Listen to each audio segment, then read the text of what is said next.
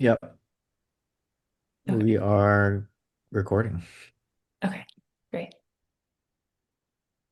Well, good evening, everyone. Welcome, and thank you so much for being here on this Monday evening. We are delighted to gather for this conversation between Matthew D. Segall and JD Stillwater surrounding matter and spirit. And tonight's conversation will invite us into a thoughtful exploration of the relationship between science, spirit, and the living world. Our time together will unfold in three parts. We'll begin with a 30-minute presentation from JD, What? Okay, followed go to by bed. It's time for you to go sleep. followed by a 30-minute dialogue between JD and Matt, and then we'll conclude with 30 minutes for audience questions and a time of shared reflection. So I'd like to start just by introducing Matt. For those of you who do not know him, Matt is a transdisciplinary researcher, writer, teacher, philosopher, applying process relational thought across natural and social sciences, as well as to the study of consciousness. He is associate professor and interim chair of the PCC here at the CIIS. And he is also the director of Process and Science Network at the Center for Process Studies. Thanks for being here, Matt. And then our special guest this evening is JD Stillwater, a graduate of Cornell University. JD Stillwater is a science ambassador and author who writes and speaks about profound insights from natural reality, insights that drive paradigm and cultural awakening. This work springs from JD's love of science and his gift for making difficult concepts graspable for non-scientists, which we're all grateful for this evening. JD is an officer of the Religious Naturalist Association, a global community of people who take nature to heart, serves on the governing council of the Institute on Religion in an Age of Science, and is a fellow of Sinai and Synapses. JD is married since 1987 with two grown children. Thank you for joining us, JD. And with that, everyone, please join me in welcoming our speaker for this evening. Hi, everybody. Let me share my screen and then we will get into it.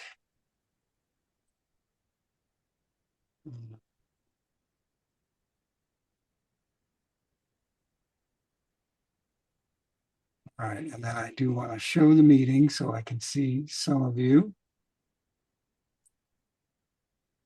One more second because I want to hide myself. I do not need to see myself. And I'm not seeing that option. So we'll do this instead. Okay, sorry about that delay. So it's an honor to be here with you, and I'm grateful that you all showed up to find out what I have to say. I taught physics in classrooms for about 25 years, and during that time, I kept noticing things in the current scientific worldview that scientists just take for granted, but that would have a huge worldview implication if average people understood them. And I call them revelations because they're surprising. They disrupt my worldview in ways that feel spiritual to me. And, you know, Carl Sagan got away with using words like spiritual to describe the meaningfulness that he experienced from what science is finding. But most scientists risk their careers if they do that, especially today. Also, scientists are immersed in the details of this experiment or that paper or grant writing that needs to be done, the fine threads of the scientific tapestry, leaving the broader picture revealed by the tapestry for people like Brian Swim to describe for lay people. So I guess I kind of see myself in Brian's lineage, bringing the overall picture to average people. And Matt asked me to share about how I find spirit in matter. And to do that, I'm going to get help from an assistant who I will introduce with a story. I used to lead wilderness backpacking trips for teenagers in Southwest Virginia. And one hot afternoon, we stopped to swim in a mountain stream at a spot that was, let's just say, unwise. There were rapids just upstream and downstream from our comparatively calm swimming spot. Luckily, I was the only one who lost control in the unforgiving current. My fellow leaders and hikers watched helplessly as I was swept downstream, forcefully dashed up against rocks and boulders as the rushing water tried to force my body into shapes that only a liquid could imagine. I figured I was about to die. Water is powerful and ancient.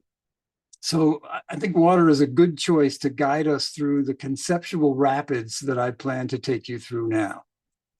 First, let me ask you, is there a beverage within your reach? Pick it up. I'm serious. If there's a drink within a few steps of where you are, go get it.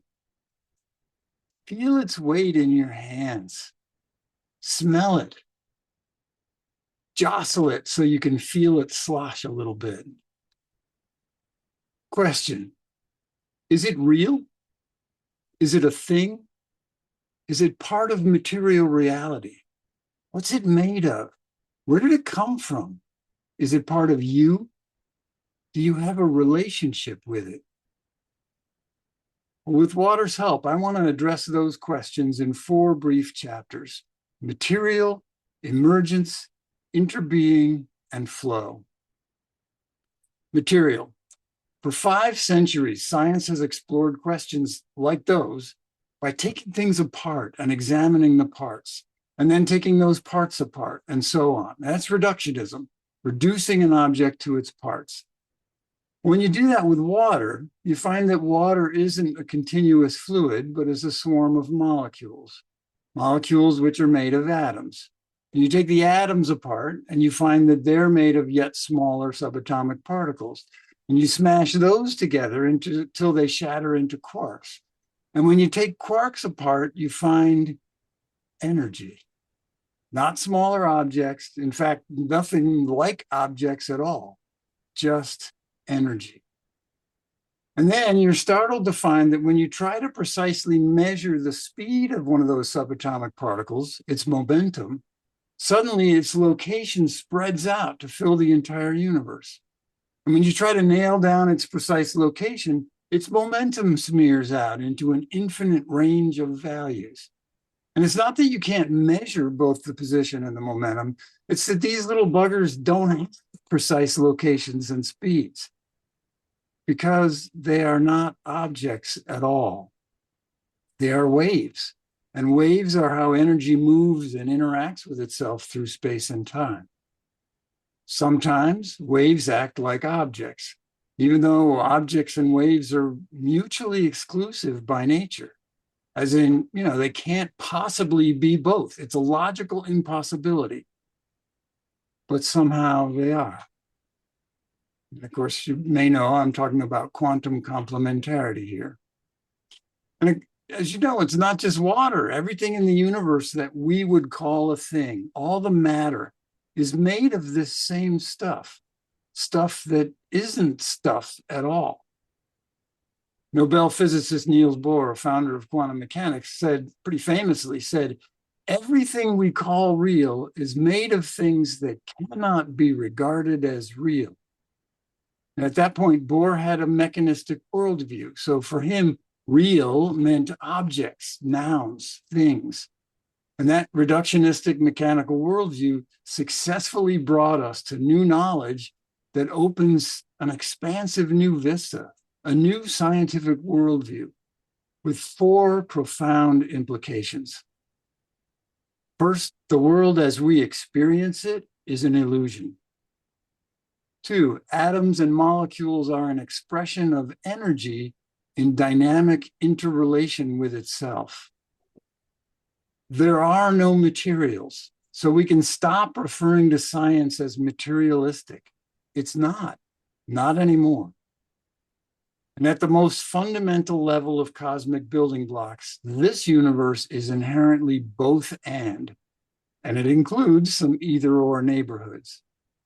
And it's our Western either-or logic that revealed this to us. So ambiguity and uncertainty are not exceptions to truth with a capital T. Ambiguity and uncertainty are the fundamental truth of existence in this universe. Earlier, I pointed to your beverage and asked, is it real? Yes. Is it a thing? No. It's a complex interplay of energy and nothing else. Is it part of material reality? Well, it is an expression of reality, but there are no materials in this universe. So there's no material reality for it to be part of. So knowing that, take a sip of your beverage and see if it feels any different spiritually.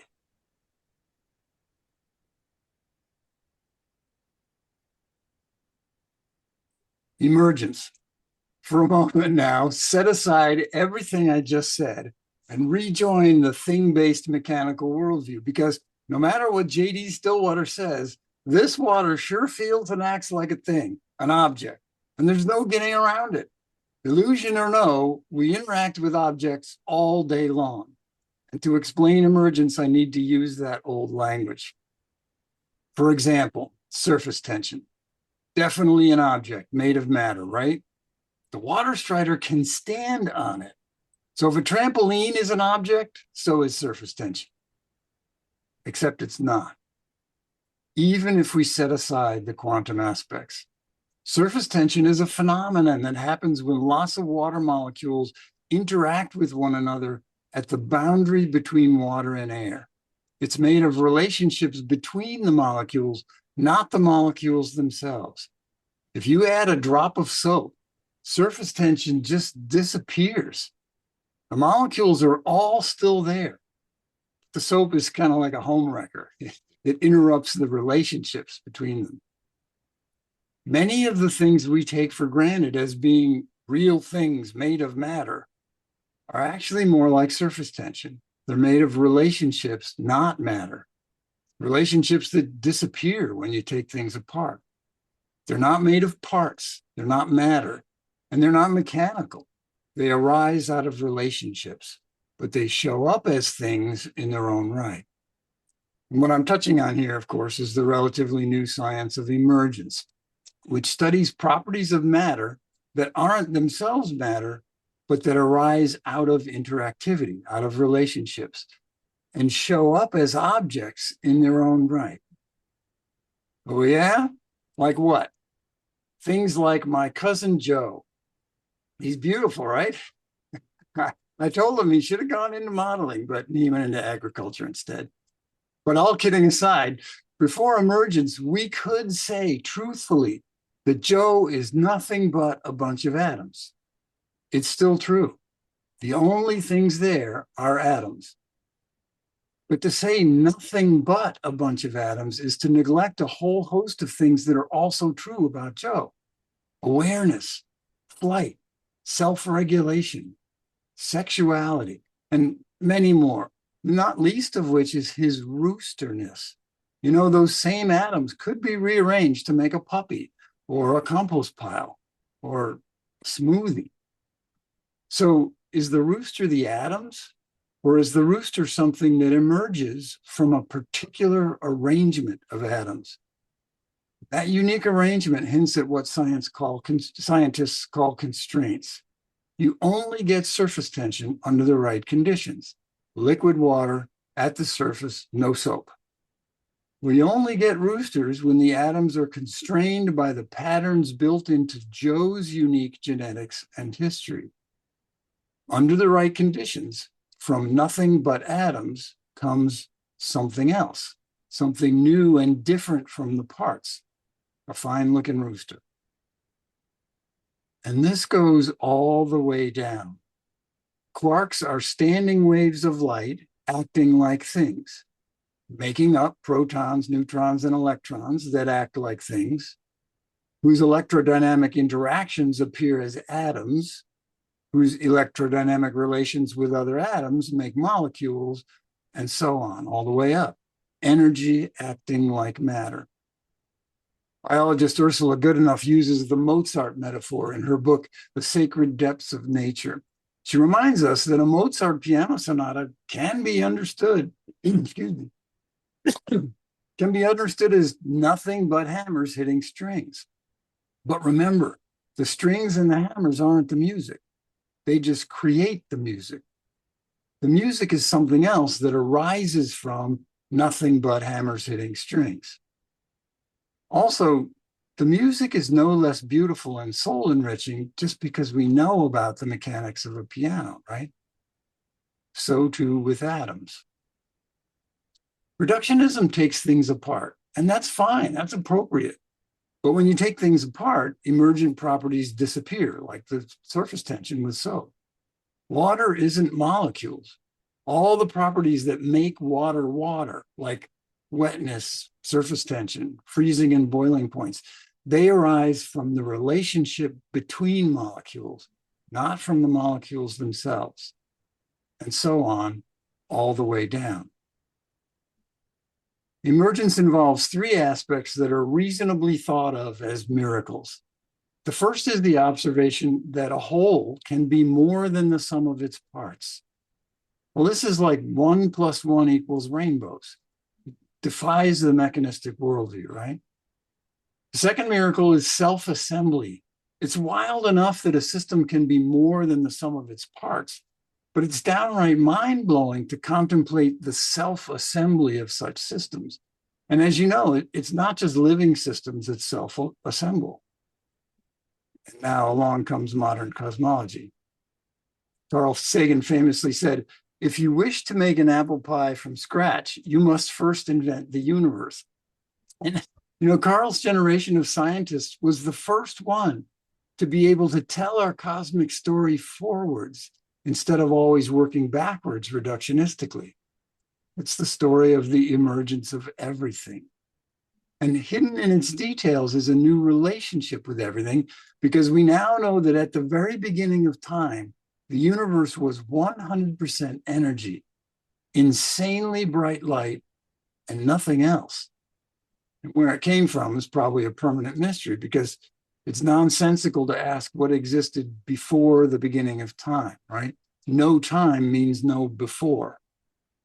A causeless cause, if you will.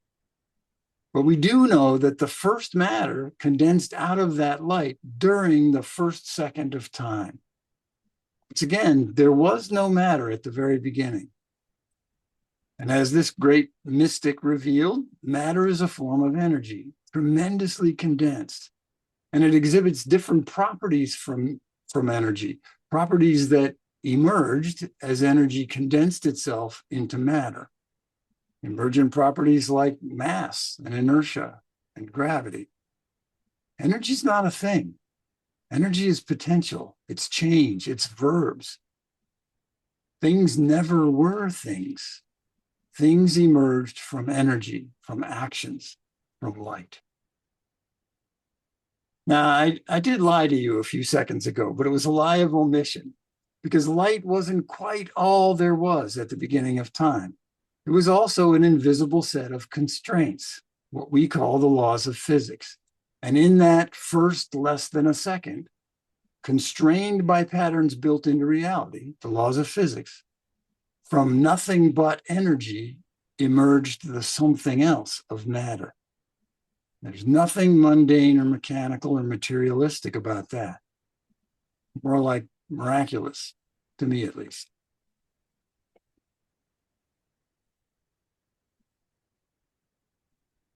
So everything in the universe is an emergent expression of energy, interacting with itself in increasingly complex and interesting ways. Emergence, in turn, offers two profound implications of its own. Energy is fundamental. Matter and everything made from it is derivative. It's an emergent property of energy in dynamic relationship with itself. The universe is a creative, self-assembling entity constructed out of nothing more substantial than extremely bright light. All this stuff, from the Pleiades to planets to people, is what primordial energy has creatively assembled itself into. And every quality, every object, every expression is an emergent property, an essence, a spirit, the ghost in the machine, because it's all ghosts. There are no machines to be found. Earlier, I pointed to your beverage and asked, what's it made of? Intensely bright white light from the beginning of time. Where did it come from? A divine mystery from before time. So now, take another sip of that miraculous stuff. See if you can feel it carry you into communion.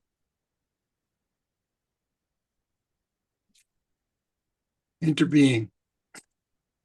You may remember that photosynthesis allows plants to make themselves out of carbon dioxide and water, storing the energy of sunlight in the chemical bonds of sugars. And in turn, we make ourselves out of plants, either directly or indirectly. So ultimately, our bodies are made of CO2 and water as well. So I want to take a closer look at those two ingredients, if you will. Here's a diagram of the water cycle, and you've probably seen something like it before. And you know that water evaporates from the ocean, drifts over the land, and rains or snows down, and then runs back downhill to the ocean.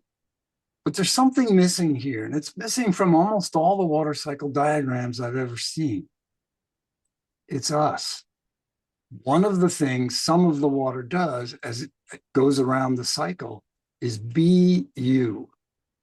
Water molecules are so small, so numerous, and they cycle around the earth so constantly that every cup of beverage you swallow contains over 150 million water molecules that actually passed through the body of your faith's founding prophet while they were alive.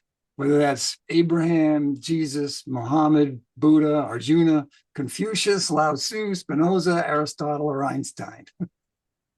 They're all in here. Take Jesus as an example.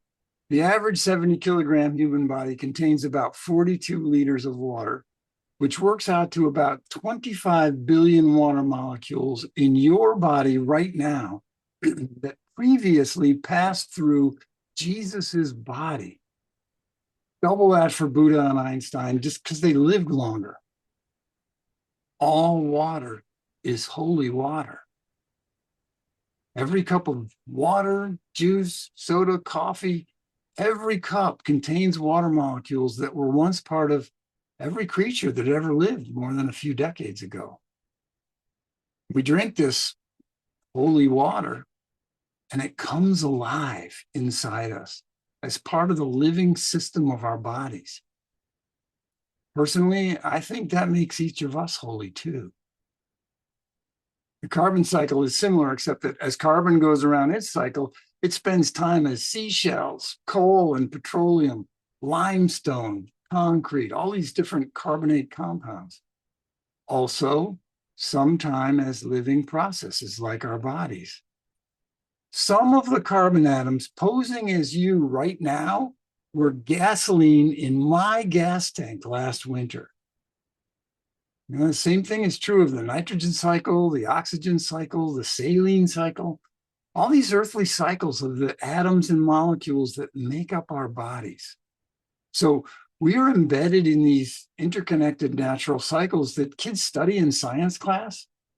And we teach them like they're out there somewhere, but they're also right here. We are in those cycles and they are in us. Every year, about 98% of the atoms in your body get exchanged for new ones, about 98%. So a human body is like a standing wave on a river. Matter moves through us, and takes our form briefly, and then moves on to become something else.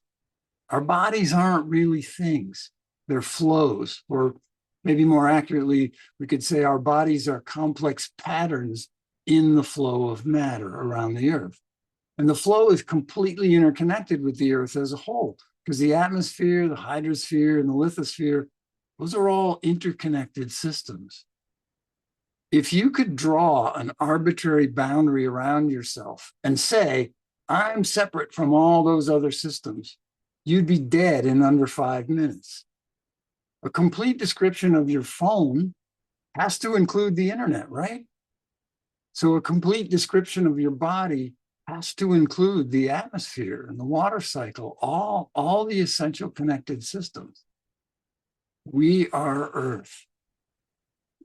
Some days I feel like I must have been abandoned here by aliens. But even if I were, within a year or so, my body would be entirely made up of the water and the air and the minerals of Earth. I am Earth. We are Earth.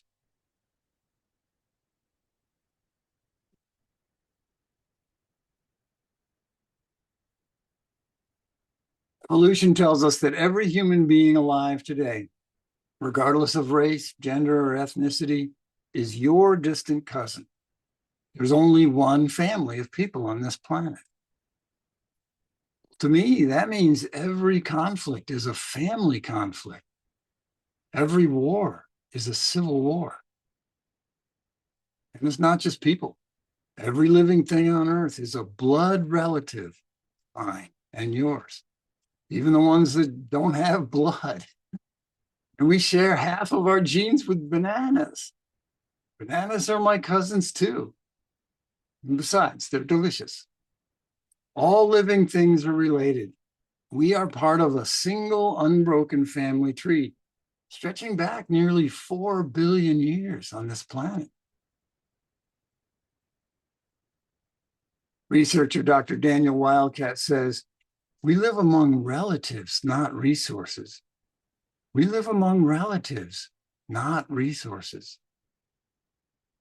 This awareness of universal oneness is hardly new. It's a thread that runs through the fabric of every culture and religious tradition in one way or another, especially in their mystic branches. What's new is empirical, physical, scientific confirmation of it. Confirmation that transcends accidents of birth, like nation or language or culture. But we Western culture somehow got a bit off track and fancied ourselves separate from this otherness that we called nature, as though we aren't an intimate, integral part of the whole.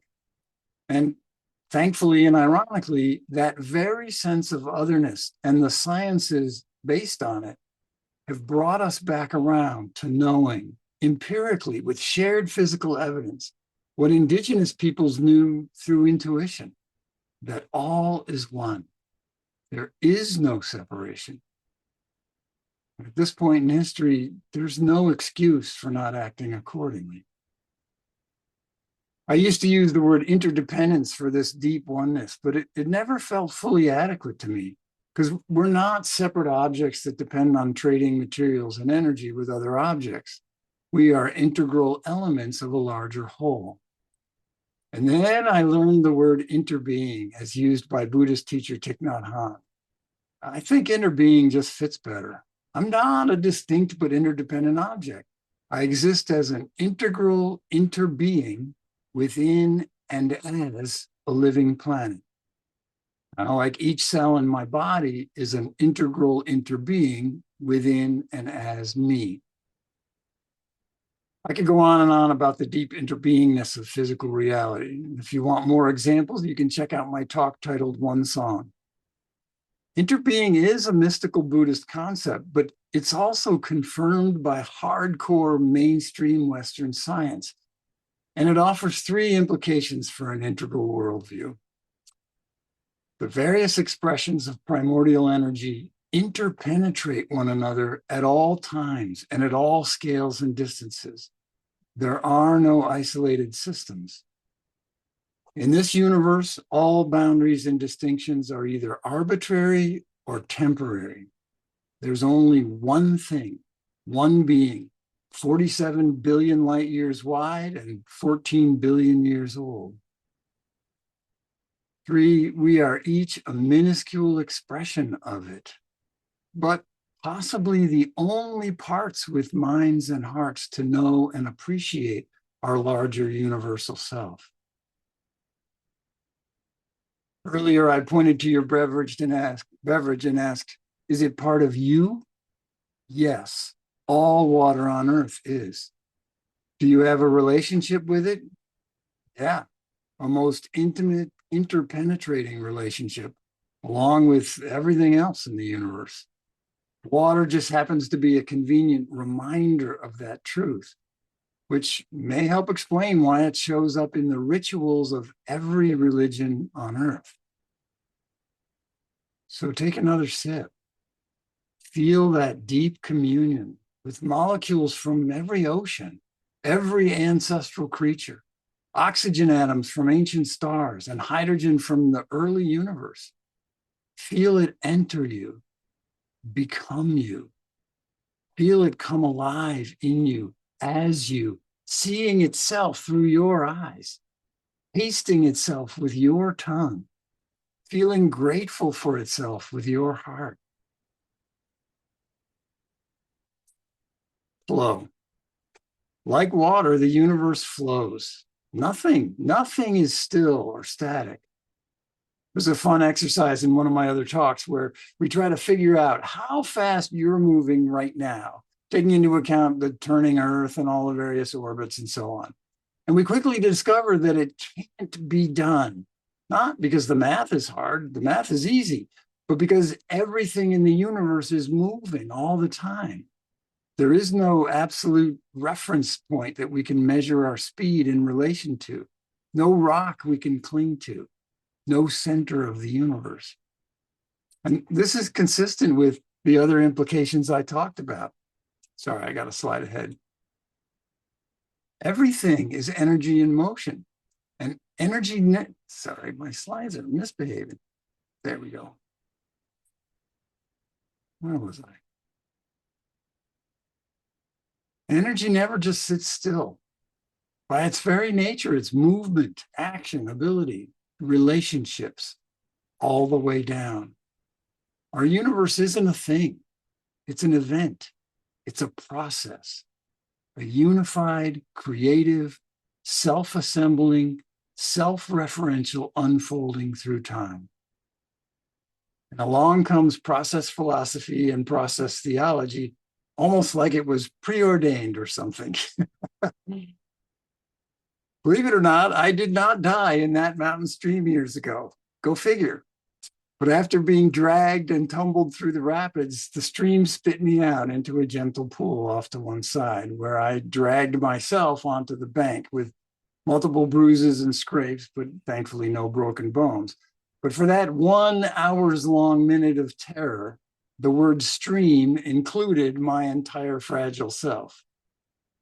Afterward, the stream water continued hurrying to the sea as though nothing had happened. But it carried some of my skin and blood along with it. I coughed up only some of the water that it had forced into me. So some of the stream stayed in me and some of me stayed in the stream. From a broader perspective, that was always true. We are one. Matt asked me to share how I find spirit in matter. And I hope you'll agree that that's what I've been doing this whole time. But I will say a little more. In a both-and universe filled with divine mystery and ambiguity, any imposed duality between physical reality and some transcendent spiritual reality just doesn't resonate for me personally. I'm confident that there are aspects of physical reality yet to be discovered. It would be foolish to bet otherwise. But what mainstream Western science has already revealed is so mind-blowing, so awe-invoking, so unifying, so resonant with both indigenous wisdom and the poetry of traditional religious scriptures that I just don't feel called to invoke anything additional in the pursuit of my own spirituality. To me, that would just seem like more flavors of separation. For me, nature is enough. It's all spiritual. It's all one. I'm just grateful to be alive within it, as it, doing my small part to serve the greater whole with joy, to the best of my ability. So with that as background, let's talk about it. I'm going to stop sharing my screen. And here we are. Now I'm actually kind of warm. Here we are. Yeah, JD, thank you so much. That was quite a tour through our our relationships to the universe. and to all of life. I found it quite inspiring, and you really have a way of bringing the material world to life. Thinking of quarks as standing waves of light, and then the human body itself as a kind of chemical standing wave, right? Uh, in deep interbeing um, with the whole earth. It makes me wonder if you think that, as you quoted Daniel Wildcat saying, we live among relatives, not resources. And um, I think you mean not just other biological organisms, but indeed the carbon atoms and the water molecules. And um, these are also our relatives, right? You, During my lifetime, I would be ecstatic if we could at least expand kinship to our fellow humans. that would be a good first step. Right now, that feels like an awfully big ask. But yeah, absolutely. I mean, stars are in our family. They are our ancestors in a way it's not just metaphorical. Mhm. And so I hear you say that you find no need really for anything that transcends matter. You've got all the spirit you need in Matter the is universe. self-transcendent in a way, because Mm, ultimately it is that original mystery. We right, don't we don't know where it came from. We know starting at time equals zero. We know the process, but we don't know the origin, the mm, original genesis, and maybe never will. right. Would you say you said at one point it's all ghosts, there are no machines, by Yeah, which I think you meant that everything that endures in whether it's our organic bodies or atoms, even stars, they're all historically emergent because we live in yes, an evolutionary universe, and so they're ghost-like uh, in the sense that there's nothing like a solid, fixed object right. In in a the universe. mechanistic worldview, it just doesn't work anymore. Right.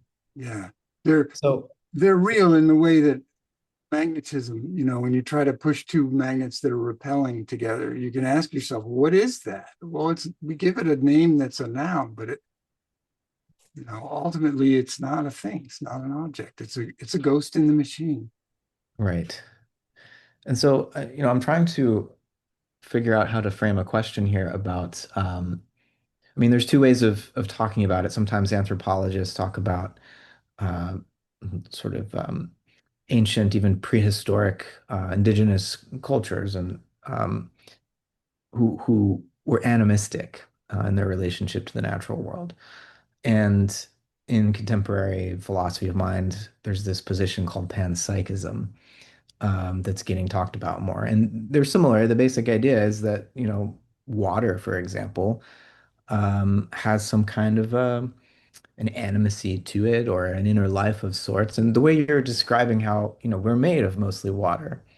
Hmm? Um, and, that stream, it's as if you became stream, you became river when you were washed away in those rapids. And I'm glad you only had a few bumps and bruises. Me too. But is there something in this relationship that we have to the rest of the natural world where we're not just related because we're made of matter? I mean, you and me and the rest of us here as human beings, and presumably much of the living world, at least most people would say other animals, have an interior life and experience, something it's like to be, uh, a human or a chimpanzee or a bumblebee. Do you think that that type of interior dimension is basic to matter throughout the universe, or does it emerge? Do you think that you can use this concept of emergence to understand where that inner life, that feeling life, that consciousness comes from, or do you think it's there to some degree from the beginning? I don't know. And honestly, I think it's a philosophical question that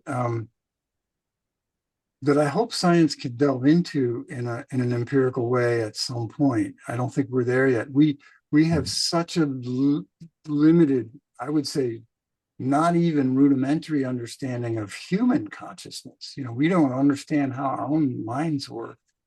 Um, People often ask about consciousness when almost any of my talks, it's on people's minds. They want to know, what is it? How does it work? And do animals have it? And do rocks have it? And um, as you say, And machines panpsychism, have it. right? Yeah. Um, all these questions, and my sort of pat standard answer, which is not going to suffice in this particular webinar because of you and the people around you, but my standard response is, what do you mean by consciousness? We don't have a decent working definition of consciousness. So when we use that word to describe the interiority of a rock, for example, I don't know what you mean, so I can't really answer the question. But Yeah. if what you're asking is, do I perceive a kind of creativity that seems to be built into the fabric of the universe, that energy has this ability to construct itself into ever more complex systems, even as entropy is operating, you know, as it should. Yeah, absolutely. You can't deny that. I don't think it's a pattern that we can just observe and say, wow, isn't that interesting? Mm. But I'm Yeah. reluctant to go beyond that until Yeah, I don't expect I didn't expect an easy answer to such a difficult question, but you were exploring at the beginning the way that in Carl Sagan's time, scientists could talk in a spiritual way about scientific knowledge and about nature, and that seems more of a touchy subject nowadays. But seems to be because of the culture war. Yeah. sure, yeah, the culture war is really um, heated up. But Thomas Berry used to talk about how the universe itself is an expression of celebration, right? And what I think he meant by that is something similar to it's a poetic statement by William Blake that energy is eternal delight. So you were asking like, well, what do you mean by consciousness or experience that might go all the way down. And so it would be something like that. Like, and as a scientist, of course, we have no proof that energy enjoys radiating or vibrating. But from a poetic point of view or from a spiritual point of view, that's not in conflict with science. It seems to me that, well, energy, when you feel the radiation from the sun, this warmth on your cheek, it brings joy, it feels good. And so that kind of animist instinct to say, oh, well, I guess that might mean the sun itself is joyous because I Yeah. feel joy when I'm in it.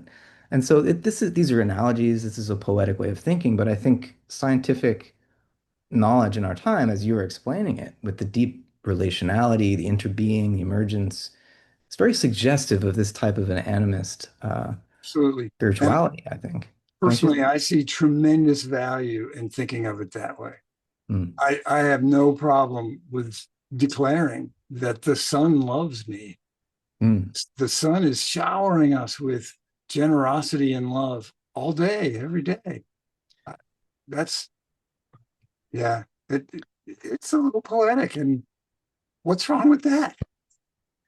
Right. Well, because I think, and I have a little bit of urgency about this and about telling the kind of story that you just laid out for us in a, it's perfectly naturalistic way, because there's another version of uh, natural science that when it's popularized, well, I'll show you this comic I saw online the other day. Uh, can you see that? Yeah. It, and it was shared by a philosopher of biology, Massimo Pigliucci, um, who's brilliant mind, and I He's amazing. read his Yeah. work. But he says sometimes you just think too much. And there's this view of evolution that's kind of it's not Darwin's view, it's more the neo-Darwinian view. It's very reductionistic. It's the Richard Dawkins selfish gene idea, and it makes human life seem kind of pointless. And I think that type of deflationary story, I mean, there's a need to deflate certain kinds of anthropocentrism. But at the same time, that can go so far that we end up lacking any sense of cosmic uh, purpose. Like, the only thing that human life is worth, if that's the full picture of evolution, that it's really we're just animals and we're supposed to eat and reproduce and outcompete others. That seems to me to create a certain social imaginary that fosters a lot of the bad behavior that is running rampant right now in the world. And it's not science's fault, but I think that unless we start to tell a different kind of story about our knowledge, we end up justifying certain type of social relations that, you know, Yep.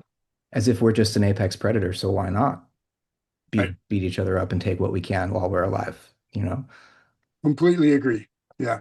Templeton Foundation a few years ago, oh, maybe 15 years ago now, um, they asked, well, I don't know, maybe 20 or 30 scholars in philosophy, religion, and science. If the question was, does the universe have a purpose? And write a brief essay about that. And I read all these essays, and some of them I thought, well, that's ridiculous. And but the one that really stood out for me, and I think it was from a theologian, not a scientist, but the response was fairly brief. It said, well, I have a purpose and I'm in the universe. So therefore, the universe has at least one purpose. And I Mhm. love that. I would, I would respond to the sort of Dawkins approach to things by saying human beings may be the only way that the universe has purpose, but through us, it totally does. If you're going to answer the universe is completely meaningless and has no purpose, well, what am I, chopped liver? So that was a bad cliche, but you get the point. It's that kind of that is the ultimate worldview of separation. That human beings and their sciences and their minds are not part of the universe. We're this somehow this external awareness looking in at the universe from the outside and determining that this thing that isn't us is meaningless and purposeless and just, operates according to physical laws. I'll take the operates according to physical laws part.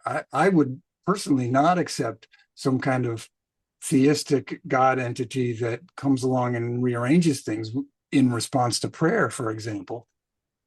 But Mhm. to deny that we are part of it and that there is this pattern, this trend of creativity, I can't think of another word for it. Mhm. It just, the whole idea that it's all completely meaningless denies my existence. Mhm. Buy it. Yeah.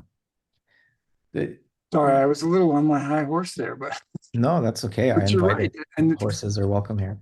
and it's hurting science itself, and it's hurting the possibility of a synthesis to have people like Dawkins going around declaring that in the name of science. There was a study done, I don't know, maybe I'm talking too much. I what was it? The paper that you read in my Zygon article, one of the peer reviewers said, you need to check out this person's work. And I'm not remembering the researcher's name now, but she was all about finding out how religious scientists are. And she did interviews of scientists all over the world. And she found that in the United States, only about 20% of full-time practicing scientific researchers are theistic in some way or another. But in the Mhm. rest of the world, it's more like 80%. And science is a global endeavor. It's not, the United States does not have the corner on scientific research. So to even imply that science is completely a-religious, well, the science itself is and should be. But scientists and the scientific community, they're not a-religious. In fact, probably a majority of scientists practice some religion, and they bring that into their scientific work for the benefit of everyone.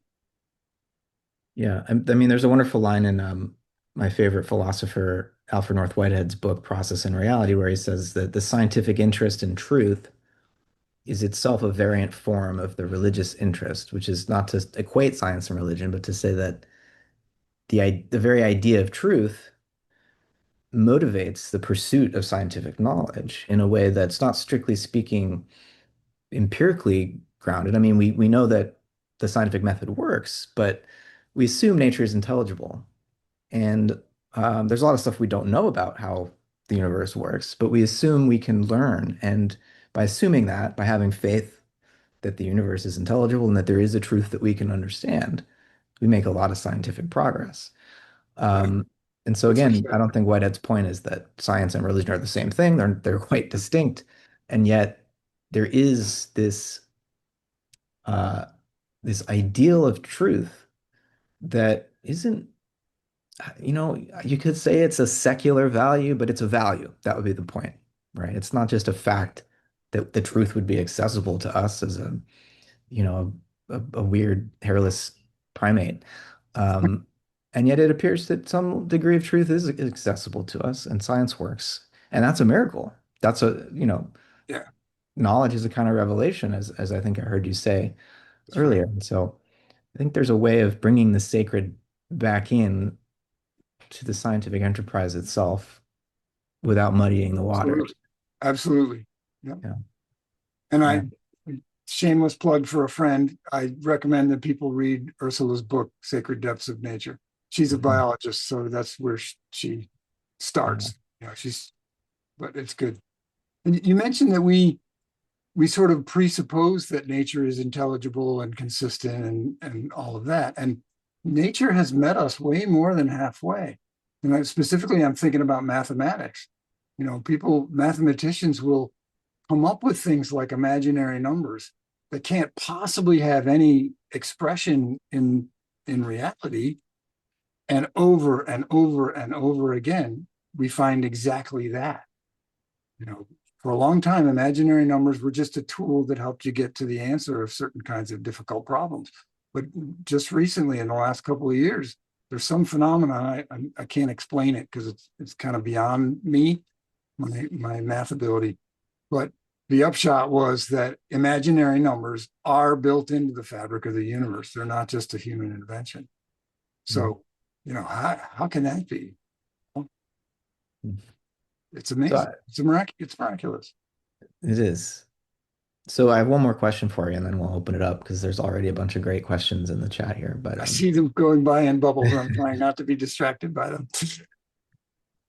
often when we think about evolution, we think about the past and our ancestors and the processes that generated us.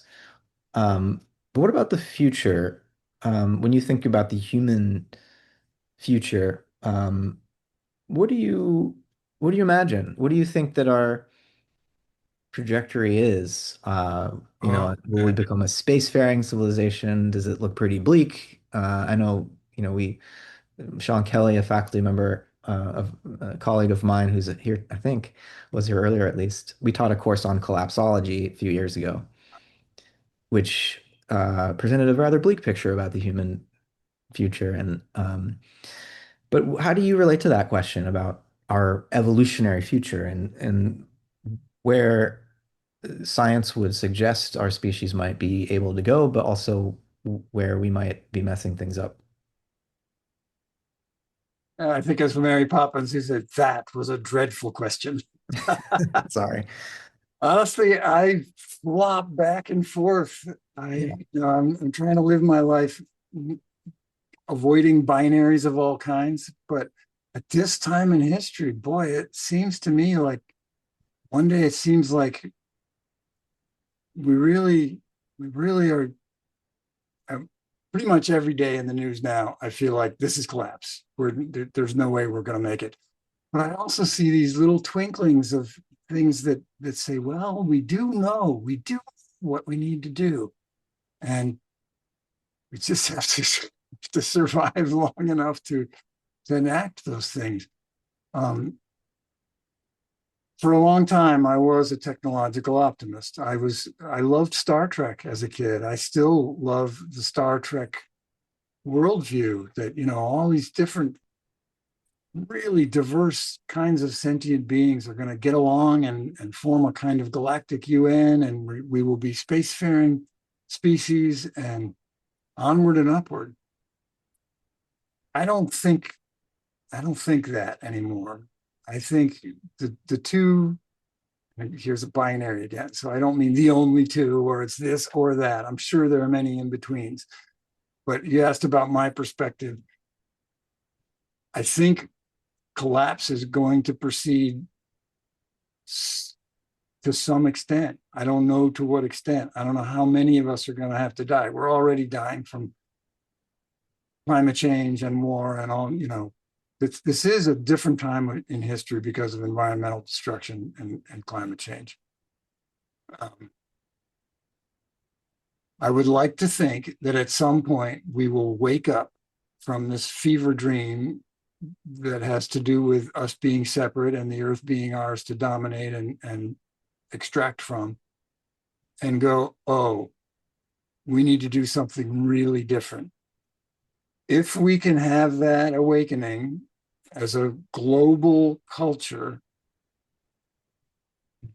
before we lose all of our technology, then there's hope that we can sort of ride the middle line and not lose too many of us and allow the earth to repair itself, but also continue to create increasingly complex systems for the universe as the universe.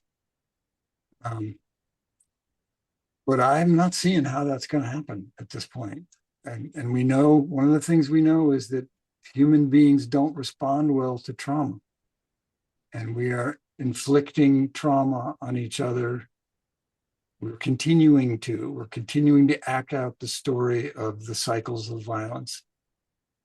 It is very hard for me to imagine the average person in Iran right now being grateful for what's happening in their country, or Ukraine. They're not. They're just being traumatized, and I don't know how that's going to play out over time. Mm. So, the short answer to your question is I don't know. But Yeah. Gara, I think it was, he said, prediction's really hard, especially when it's about the future. Well, uncertainty and I saying it's the new thing we don't know is probably the most hopeful thing we have at this point because what what what does present itself and what the all the metrics related to the ecological crisis suggest is that we're in we've dug ourselves into quite a hole. Right. And so I think perhaps our only source of hope is that there's a factor we haven't considered yet. Something unexpected will happen. Because yeah, well, good thing we're not ending there because that would be a downer. Um, I'd love to open it up and I've been spotlighting us, so let me stop doing that so we can see the whole room. And if anyone has questions, use the raise hand feature if you can, or just turn your camera on and go like that, and we can make sure you can unmute. Oh, Sean, you He's still should. here. Hello. Hey, I am still here. Thank you. Is JD? Is that what you go by? Yes. That was delightful. I want to thank you for well, just yeah, for the way that you hold this knowledge so not only so expertly, but so authentically aligned with your heart and the third eye. I loved the way you invited us to remember our intra-being through the geochemical cycles, which I find so inspiring every time I hear that. But you did it so beautifully, so I want to thank you for that. Thank you. Um, I'm curious what you think. Uh, like I too have been, pondered the mystery of energy and the miracle of emergence. Uh, and I wonder sometimes, what are they more than other than um, a miracle and a mystery? And particularly, I mean, pe people tend to think that sometimes that we've explained something by saying it's energy. Uh, but it seems that if we, get down to it, what is energy? Well, it's the potential to become, everything. Okay. Yeah. So does it really explain anything? on the one hand, and emergence, similarly, to me, seems to be saying that, well, something unexpected happens. Okay, yeah, got that. So if we contrast these two apparently, new revelatory categories that are such an advance on mechanistic science, energy and emergence, um, what do they bring us that we didn't already have with, let's say, the older formal and final causality? So, like in Aristotle's four kinds of causality: material, efficient, which is, stuff and stuff hitting other stuff, material and efficient, which is the mechanistic two kinds of cause. But then there used to be the formal, like archetypal patterns and so on, ideas in the mind of God, and final, which is like purpose. So what does energy and emergence, or could we say that energy and emergence is science's last ditch effort to avoid reincorporating formal and final causality? I'd have to think about that, the last ditch effort part. I do think to some extent it's that we've come to the end of binary either or approaches to things. For me, energy and emergence, I can't really separate them from the cosmological story and the what quantum mechanics offers to that story. So taken as a package, it offers us belonging in a way that the mechanistic worldview just doesn't. And I think that's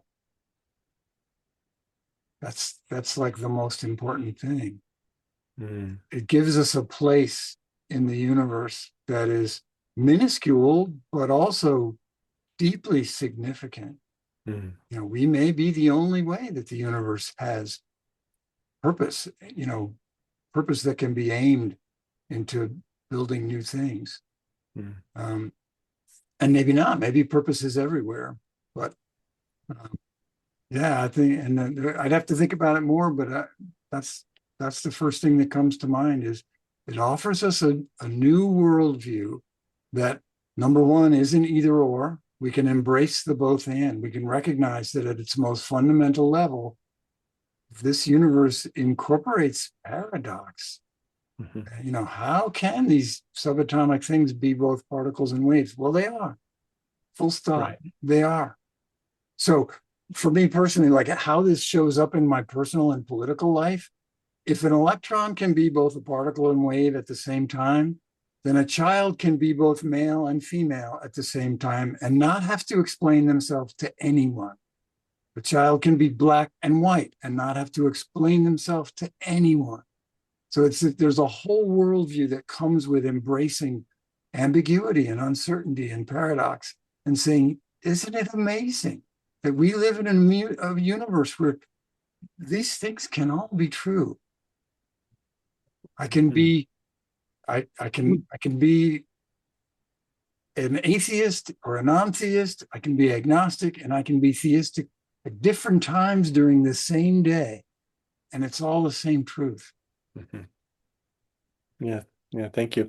And I won't add another question, but just I should have said stopgap instead of last ditch. So, energy and emergence are stopgap measures to prevent real answers, real suggestions for why things are the way they are or how things the way they are. Anyway, but thank you. Yeah, I'm with you in many ways, and I'll give other people a chance. Let me just add that the most important, not the most important, the most exciting thing that a scientist can say is nobody knows.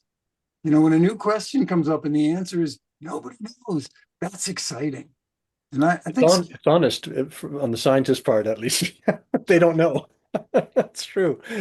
Yeah. It reminds me of something Brian Swimme used to tell a story about when he'd finished his PhD in gravitational dynamics, and he knew all the mathematics of Einstein's equations, and he knew all the alternatives to Einstein's equations and other approaches to gravity. And he was on a camping trip, I think, with his son, and he picked up a rock and he was kind of throwing it up and down in his hand, and he's like, I have no idea what this gravitational energy is, this phenomenon that I'm witnessing in a very, kinesthetic, concrete way. No idea, right? And so having the mathematical equations that allow us to predict the behavior of mass, which is all they do. which is all they do, it's a description. It's not really an explanation of, I mean, you could think, oh, Einstein says space-time is a fabric that warps and it's not a force. It's just, but it's hard. It doesn't actually satisfy the human desire to understand why we weigh something. And I was trying to understand, I was watching a video of the trajectory of the Gemini, lunar module leaving Earth's orbit and going around the moon and coming back, and just how complex the moon's orbit is, first of all, um, and the speeds of orbits and how you do a burn around the Earth's orbit to get the right, curve to make it to the moon and come back and not come back too fast. And it's all quite magical. To try to feel those forces in our bodies is very difficult. The math makes sense, the geometry makes sense, but I don't, I think the honest answer is as much knowledge as we have, there's still so much that we don't know about basic physical phenomena.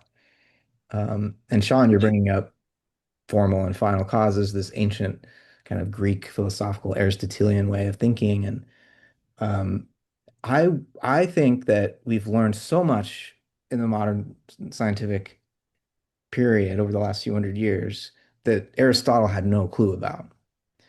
But I wonder, I think maybe Sean's point is that we may have forgotten a lot too that Aristotle understood that maybe we still need to rediscover. Like Aristotle had this idea of entelechy, which was how an organism makes itself and grows from zygote to adult or seed to, full oak tree, acorn to oak, right?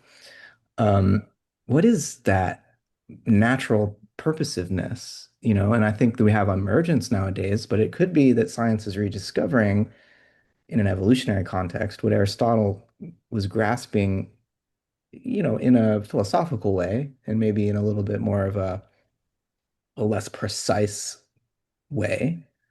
But maybe we've forgotten something he knew and we have to rediscover it, I think is maybe that's what you're getting at, Sean. Yeah, yeah, and basically that, and as you know, and again, the course that we're co-teaching, the seminar on Hegel, who has a very robust but neglected philosophy of nature, and as did Schelling and others, where where one is allowed to offer proposals to the question of why, like why does the rock fall to earth? I mean, Aristotle had his explanation, Hegel and Schelling and so on, which do answer why, not just how, and they're not merely predictive. But that's not the role of science as we know it. So maybe science, empirical science, and philosophy of science, they do different things. Thanks.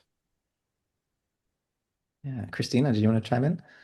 Yeah, thanks. That actually um, segues into what I was thinking about when you were talking about that tension or that difference between interdependence and interbeing and gravitating towards, interbeing, which the thing that came to mind was, does that make this word co-creation, or at least the co part, a misnomer?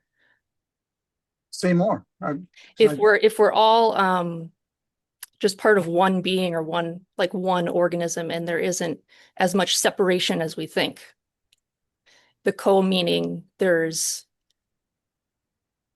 implying that there's more than one, essentially. Wow, what a great question. I'm wondering, in my own imagining of it, it's more of a semantic difference. I like to think in analogies. So immediately when you asked the question, I went to, well, if a cell in my body had its own agency, and maybe they do, are my heart cells and my liver cells co-creating this? I would say yes, but they're also interbeing with me. So yeah, I'm not sure how to answer the question, but it's important for me to recognize that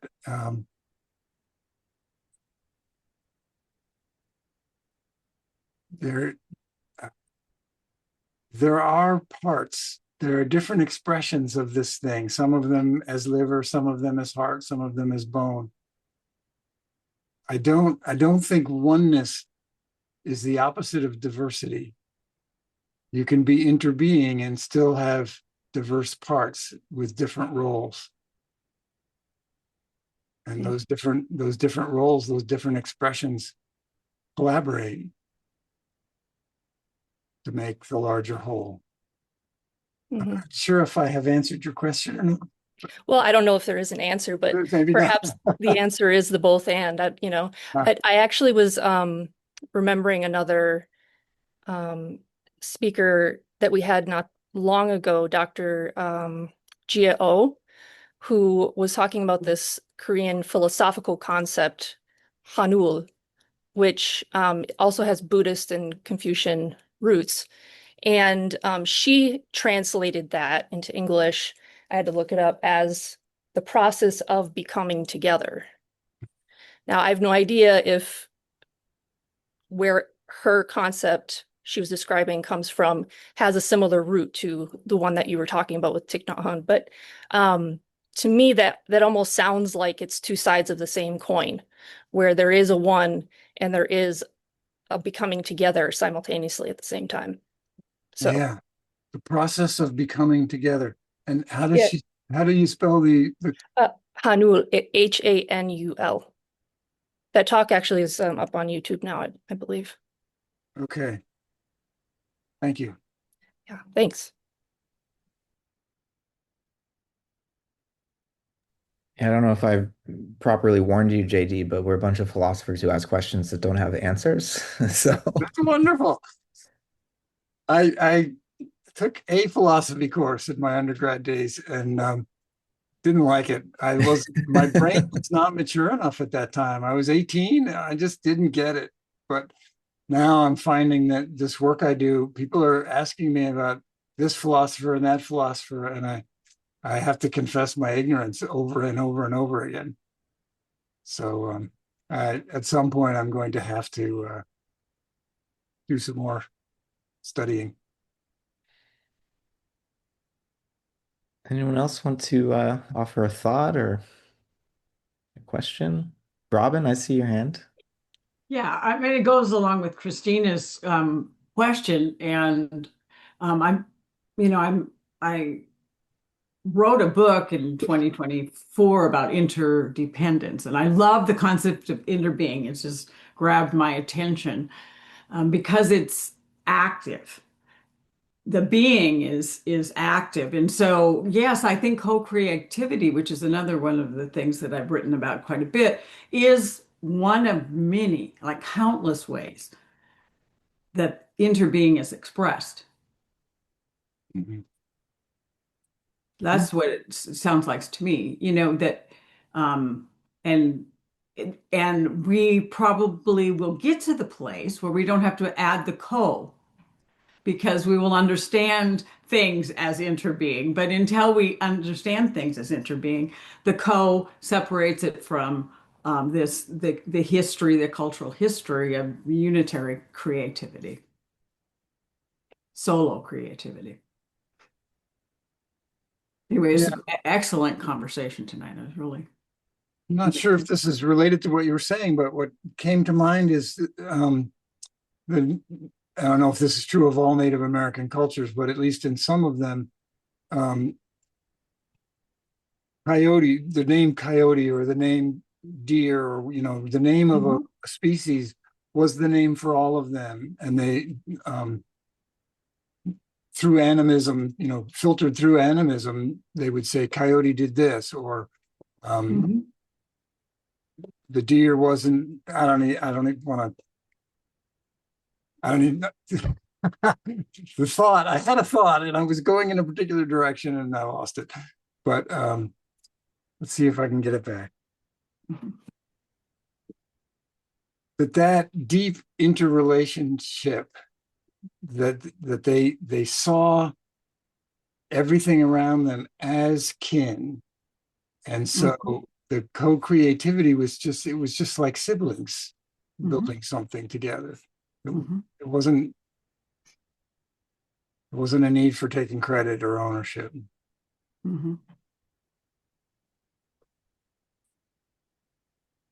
Were there questions in the chat that we didn't get to? We can turn there in a moment, but I see another hand that just went up. Cool. Michelle, please. Hello. I'm just kind of raising my hand for fun, and I might fumble through this thought that might be a question. That Thank you, JD. That beautiful image of the model with the time blossoming with that light. What is the name of that model? That image where you showed a diagram. It kind of had a space and the fractal tree of life. No, it wasn't the fractal tree. It was the kind of like the Big Bang suggestive image. What was that called? Like the cone of time. Yeah, the cone. Yeah, so that just, I've seen images like that before, but that sort of is making a unique impression on me at this point. And you responded to one of Matt's questions earlier around, maybe you don't need to overcomplicate perhaps your own worldview around the relationship between matter and spirit, understanding that, the matter is already alive, in a sense. And I guess I'm just curious if you could share anything else about that. I feel like sometimes there's a kind of vertical way of speaking about matter and spirit, where there's a kind of assumption that spirit is above and matter is below. And I'm just curious if you have any musings on that. Might be entering the realm of binaries again by talking about the above and the below, but yeah. Well, I'm aware that the word spirit comes from the Latin spiritus, which originally was the word for breath. So I'm imagining myself 3,000 years ago, and I'm just astounded that I can move something without touching it, like blowing out a candle or blowing on little bits of paper. And so I call it my spirit. And I observe that when I die, my spirit, my breath, leaves me. And I think the last 500 years, actually even longer than that, I think that over time, what has happened is we historically in the history of science, we came to this point where breath became naturalized. We understood about air molecules, and the gas laws were discovered and that sort of thing. And as a humanity, or at least in Western cultures, we decided to use that word spirit to mean something other than breath, something that I think that's really when the duality entered. And the philosophers and the people who know the history of philosophy may say, no, you're completely wrong. That's not how the history went. But what has happened in the history of science is the things that were formerly associated with the transcendent or the supernatural have been consistently naturalized.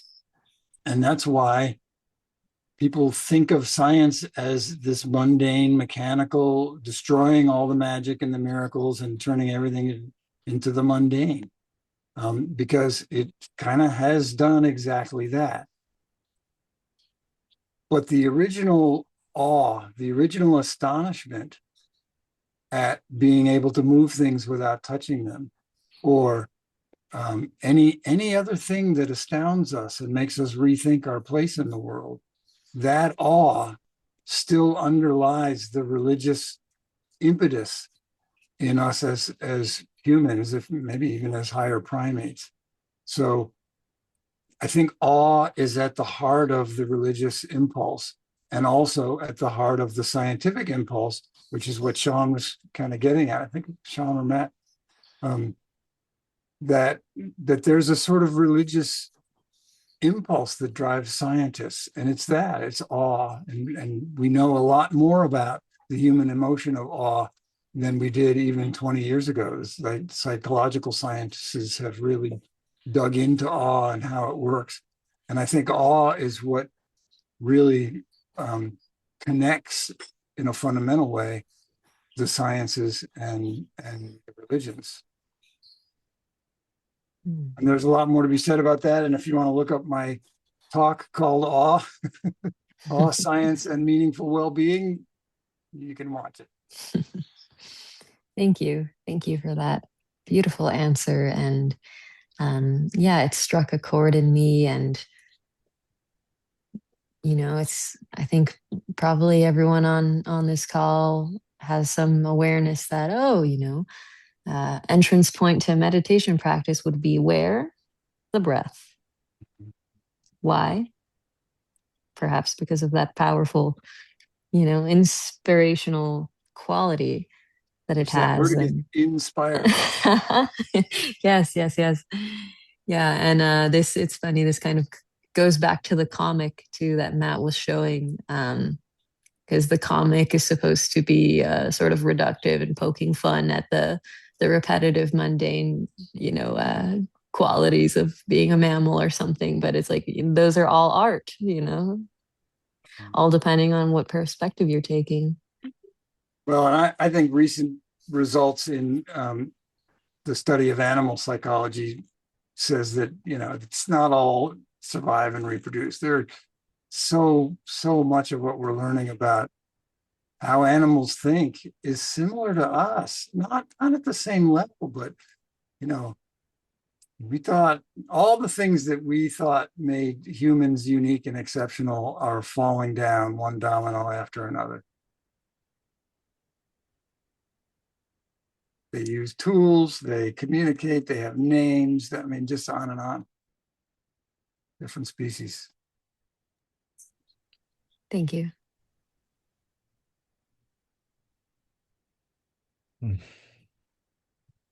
Yeah, I can't help but think of when you're mentioning breath and spirit and all these words that when you trace back the etymology were more ambiguous in their meaning as to whether they refer to an inner invisible dimension or air, and just our everyday respiration and the wind, right? Whether it's spirit or pneuma or ruach in Hebrew. And I think it reveals something. One of the thinkers we study in our program, Owen Barfield, looks at etymologies and the histories of the changing meanings of words as a kind of fossil record of the evolution of consciousness. And rather than most anthropologists who would think that human language was born in a very literal way, like we grunt and point and designate things with sounds, he says, no, language began as poetry actually and song. And only gradually did we gain the ability to be literal and to use words in a kind of more instrumental way to refer to things. But primarily, language began more as a participatory expression. And so this word spirit kind of captures the way that there was this unity between what we now call matter and spirit. Um, and I shared this line from William James in the chat, famous American philosopher who at the end of an essay called "Does Consciousness Exist?" he says, "Look, the philosophers, I'm paraphrasing, they've been obsessed with what Descartes called the cogito or the I think." And James says, if you really want to understand consciousness, it's not the I think, it's the I breathe. And he says, I'm worried this is going to sound materialistic, but it's not actually materialistic. Uh, it's that, the when we scrutinize what we mean by the stream of our own thinking, he says it's really the stream of our own breathing, which is always going on in the background, seemingly unnoticed. And then when you think about the relationship between speech and breathing and how we make meaning. I mean, there are a lot of very powerful resonances here. Um, and so when we talk about what meaning the word spirit might have in our time, I think I think it helps to reflect on the nature of our breath. And, I've made a provocative claim before that there's no scientific evidence that consciousness exists, in the sense that scientific evidence would be something you could measure or weigh or see it with your eyes. You can't see consciousness with your eyes. It's the seeing, right? It's like shining a flashlight in search of darkness or something. You're never going to find it. Right. Um, and so I don't know. I think there are ways, again, it's the poetics of it that allow us to continue to be deeply spiritual, even in a fully scientific, naturalistic context. There's no need to reach for something transcendent. You just have to meditate on the nature of meaning, uh, and language and breath.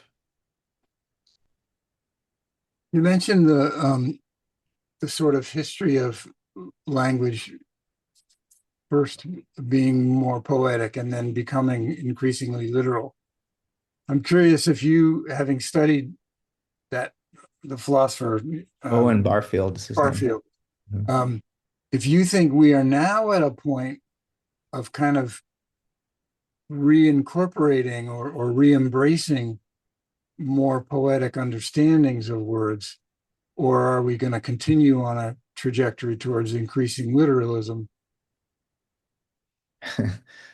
It seems like both are happening, I think it's one of the problems nowadays that there's so many people and so many little subgroups and tribes and affiliations afforded by the internet all over the world.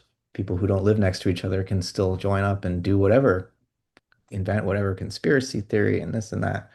So yeah, I do think there's a major recovery of the sacredness of poetry. And I mean, art in a secular context seems to be one of the places where we can still um, really express ourselves spiritually, without being embarrassed.